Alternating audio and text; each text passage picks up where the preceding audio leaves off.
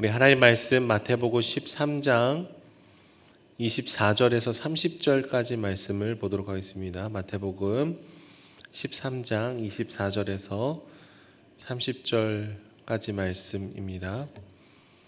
말씀을 교독해서 읽도록 하겠습니다. 제가 먼저 읽겠습니다. 예수께서 그들 앞에 또 비유를 들어 이르시되 천국은 좋은 씨를 제 밭에 뿌린 사람과 같으니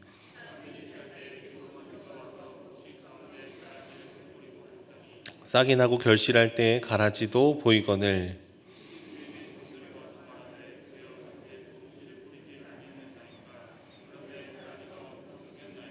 주인이 이르되 원수가 이렇게 하였구나. 종들이 말하되 그러면 우리가 가서 이것을 뽑기를 원하시나이까.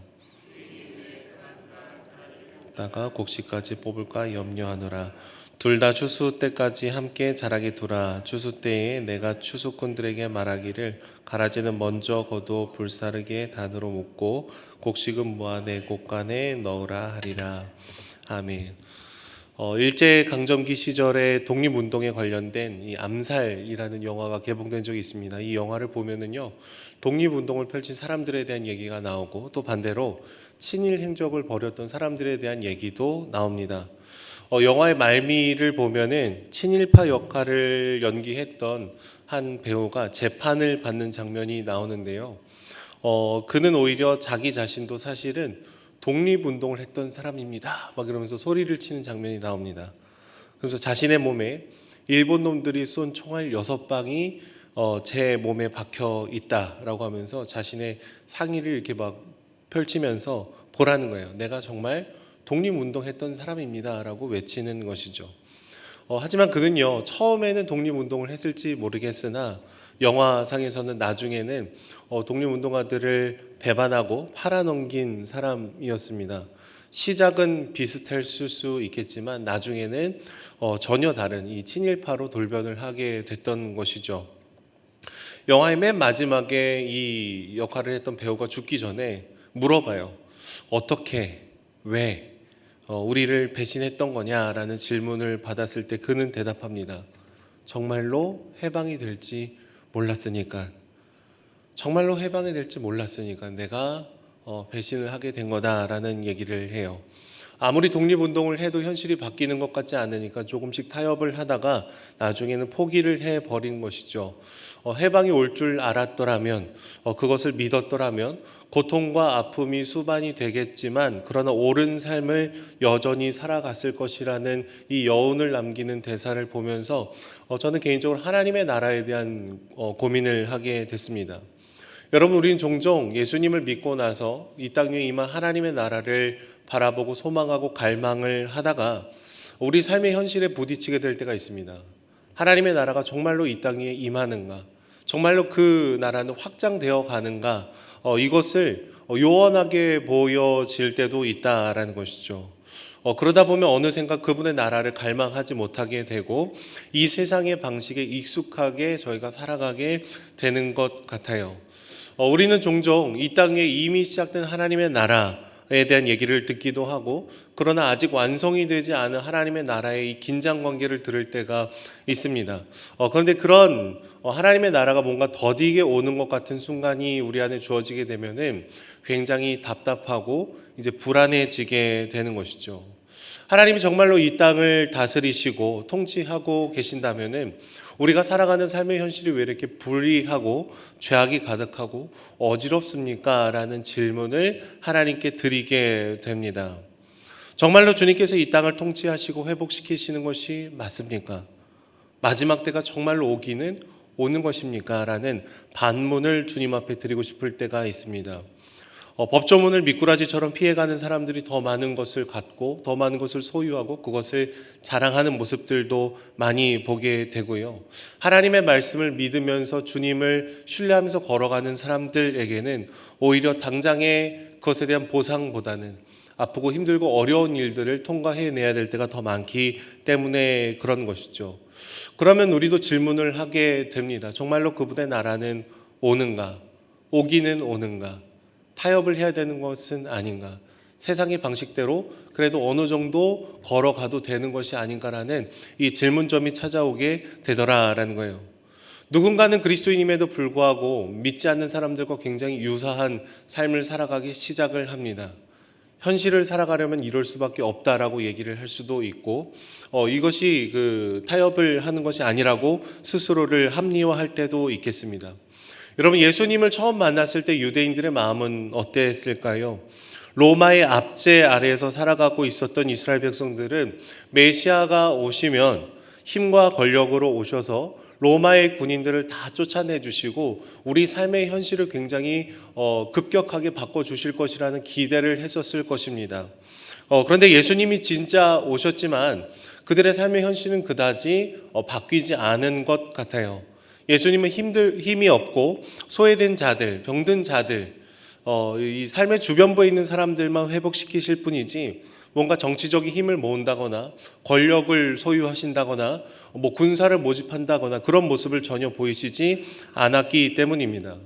아마도 그들은 정치적, 경제적, 사회적 자유를 급진적으로 가져다 줄 메시아를 원했겠지만 그런데 예수님은 그러한 방식으로 하나님의 나라가 확장되어 가는 것이 아니라는 것을 보여주고 있는 것이죠. 우리의 생각보다 보다 천천히, 점진적으로, 그러나 분명히 하나님의 나라가 오게 될 것을 얘기를 해주고 있습니다. 사실 18절부터 23절까지의 말씀 어제 이승모 목사님께서 말씀을 전해 주셨으니 생략을 하고요. 24절부터 30절까지의 말씀은 알곡과 가라지의 비유가 나옵니다. 그리고 31절부터 32절까지의 말씀 겨자씨의 비유, 33절의 말씀은 누룩의 비유를 얘기를 하면서 하나님의 나라가 어떻게 확장되어 가고 자라나는지에 대해서 얘기를 해주고 있습니다. 우리의 기대와는 조금 다를 수 있지만 하나님의 나라를 분명히 확장되어 가지만 좀 천천히 더디게 느껴질 수 있다라는 것을, 기다림이 필요하다라는 것을 얘기해주고 있는 것이죠. 특별히 오늘 우리가 읽은 본문 중에 이 가라지라는 단어는 원어로 지자니아라고 읽을 수 있는데요. 독보리라고도 해석을 할 수 있겠습니다. 독보리는요, 밀과 똑같이 생겨서 구분을 하기가 어렵다라고 얘기를 합니다. 그런데 열매를 맺을 때가 되면은 알곡이 없대요. 머리 부분은 없고 줄기만 자라서 나중에야 이것이 잡초였구나라는 것을 알게 되는 것이죠. 처음에는 겉으로 드러나지 않는다는 측면에서는요, 이것이 잘못되었는지 아니었는지를 확인할 길이 없답니다. 근데 결정적인 순간 열매를 맺지 못하는 잡초였음이 나중에 드러나게 된다라는 거예요. 이 독보리는 자라나는 일련의 과정 속에서 옆에 있는 영양분들을 뺏어가고 알곡이 자라나는데 어려움을 주게 됩니다. 마태복음에서 예수님은요, 이런 독보리, 가라지를 심게 한 주체가 사단임을 얘기를 하고 있습니다. 하나님의 나라가 회복이 되고 있는 것 같으면서도 여전히 어지럽고 깨어져 있는 현실이 남아있는 이유가 여기에 있다라고 얘기를 해요. 여러분, 때로는 그리스도의 몸된 교회라 할지라도 전혀 하나님의 주되심을 인정하지 않는 사람들, 그래서 교회 안에서 서로 상처 주고 아픔을 주는 누군가들과도 함께 걸어갈 때도 많이 있습니다. 교회뿐만 아니라 우리 개개인의 내면도 비슷한 영역들이 있죠. 일상적인 삶에서는 우리가 기도도 하고 말씀도 보고 하나님께 순종하는 것 같지만 특정한 삶의 영역에 있어서는 여전히 하나님의 주인 되심이 선포되려 하지 않을 때가 있습니다. 나라는 존재가 그렇게 간단하지 않아서 특정한 영역에 있어서는 하나님의 주인 되심보다는 세상의 이야기에, 세상의 방식에 귀를 기울이면서 걸어갈 수도 있다라는 거예요. 주일에는 주님을 예배하고 찬양하고 주님만 섬기겠다라고 얘기를 하지만 자녀 교육에 있어서는 여전히 세상의 방식이 작동할 수 있습니다. 정말 주님을 찬양하는 그 찬양팀으로도 살아갈 수도 있지만 실제 우리 삶의 현실에서는 이 경제적인 논리가 너무나 강하게 돌아가는 모습들도 보일 수도 있다라는 것이죠.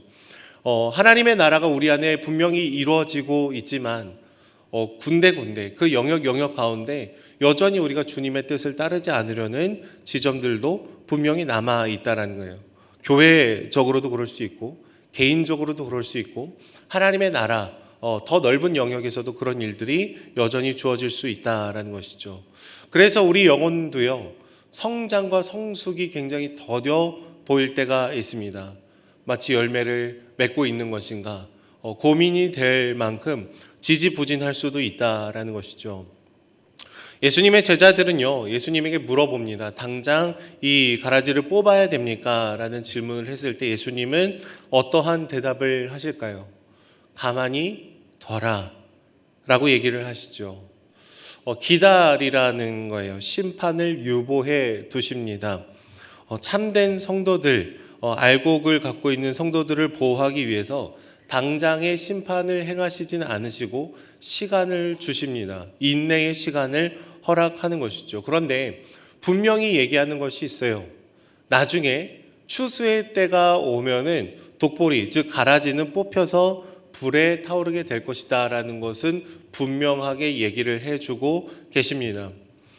여러분, 우리는 하나님이 당장에 우리 삶을 깔끔하게 조경을 해 주셔서 악한 것들은 다 사라지고 죄악은 소멸했으면 좋겠다라는 마음을 품을지 모르겠습니다. 뉴스를 볼 때마다, 신문을 볼 때마다 항상 죄가 가득했고 죄로 인해서 넘어지는 사람들의 문제들은 늘 많았기 때문이죠. 그래서 우리는 하나님의 살아계심을 두 눈으로 목도하고 싶습니다. 주님, 너무 더디게 일하지 마시고 눈에 보이시도록 팍팍 그렇게 일해 주시면은 우리가 오늘을 순종하기도 더 쉬울 것 같습니다. 그런데 주님은 우리에게 기다림의 시간을 허락하시죠. 이미 임했으나 아직 완성이 되지 않은 것 같은 이 사이의 긴장 관계를 허락하시면서, 그리고 우리 한 사람 한 사람들을 통해서 주님의 나라를 확장해 가기를 원하신다라는 거예요. 예수님은 하나님의 나라를 농사로 지금 비유를 하고 계신데, 농사를 지으시는 분들은 알겠지만 농사는 기다림의 연속입니다. 씨를 뿌리고 이 열매를 추수하기까지는 무수한 시간이 들어가는 것이죠. 장석주 시인이 쓴 대추 한 알이라는 시에서도 이런 고백을 합니다. 적의 저절로 붉어질 리는 없다. 태풍 몇 개, 천둥 몇 개, 벼락 몇 개, 수많은 밤들이 저 열매 안에 들어가야 저 열매가 맺히는 것이다 라는 얘기를 하죠. 저 안에 사랑하는 여러분, 우리 개인도 그렇고 또 교회도 그렇고 하나님의 나라도 그렇고 서로가 서로에게 기다림의 시간이 필요할 수 있겠습니다. 서로의 연약함을 우리가 감내해 주는 그런 시간들이 필요할지 모르겠지만 분명한 것은 주님께서 나라는 존재를 빚어가고 계시고 우리라는 존재를 만들어가고 계시고 하나님의 나라를 분명히 완성하실 분이다라는 거예요. 죄와 악은 심판을 받게 될 것입니다. 그리고 복음으로 인한 고통을 받던 자들은 주님의 은혜를 입게 될 거예요. 우리의 생각보다 조금 더디게 느껴질 수도 있고 눈에 보이지 않을 수도 있습니다. 그러나 믿음을 포기하지 않고 신앙의 고도를 내리지 않는 저와 여러분들이 되시기를 소망합니다. 내가 살아가는 삶의 현장이 그렇게 드라마틱하게 변하지 않을 수도 있고 여러분들이 섬기는 한 영혼들이 그렇게 급격하게 변화가 되지 않은 것처럼 느껴질 수 있습니다. 그런데 우리 스스로도 티가 나지 않는 속도 안에서 성장해왔고 자라나왔음을 기억하며 여전히 주님의 일하심을 믿음의 고백으로 드리는 저와 여러분들이 되기를 소망합니다. 사랑하는 자녀들이 이 하루치에 자라나면 감각이 되지 않습니다. 그 하루가 모이고 1년이 되고 2년이 될 때 우리 아이들이 자라나고 성장하는 것이 느껴지듯이 우리가 그렇게 믿음의 눈으로 하나님의 나라가 더뎌 보이지만 여전히 자라나고 있음을 고백하고 걸어가는 저와 여러분들이 되시기를 소망합니다. 기도하겠습니다. 사랑의 주님, 이미 하나님의 나라가 시작되었으나 아직 완성되지 않은 이 사이를 걸어가며 좌절하고 절망하고 실망하고 마음이 무너질 때가 있습니다. 나라는 존재도 쉬 변화되지 않아 성장하고 있는지 의심이 드는 순간들도 있습니다.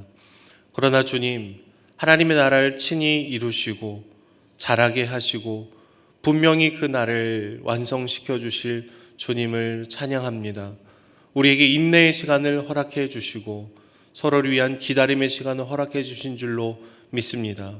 함께 기도하며 나아갈 때 아름다운 열매 맺는 저희들 될 수 있도록 붙들어 주시고, 혹 우리 안에 부족하고 연약하고 하나님의 주인 되심이 선포되지 않은 영역들이 있더라면 하나님 다시 우리에게 찾아와 주셔서 온전한 왕이 되어 주시옵소서.